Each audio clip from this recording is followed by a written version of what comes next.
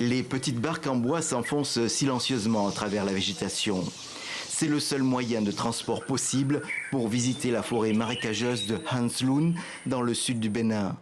À une centaine de kilomètres de Cotonou, un espace végétal remarquable de 3000 hectares d'arbres et d'eau. Une réserve de faune aussi, les oiseaux sont rois, mais aussi les singes, les reptiles et quelques mammifères. Là, on entend le cri du calao longiband. Donc le calao, ce sont les oiseaux de grande taille avec un grand bec, un peu comme les toucans d'Amérique, pardon. Donc c'est un peu le cousin africain du toucan.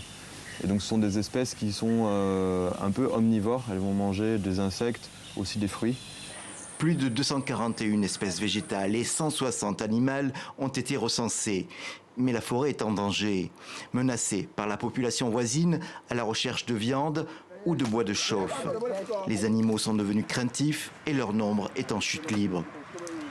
Même constat à Cotonou, à l'ONG Nature Tropicale, qui travaille à la conservation du site. Quand vous allez à Zobodome, vous constatez au bord de la route, les gens amènent des varans, des céphalopes et autres. Ils les tuent où? Si ce n'est pas dans les plantations, ce serait dans cette forêt. Plus récemment, les villageois se sont mis à assécher la forêt pour disposer de davantage de terres à cultiver afin de se nourrir.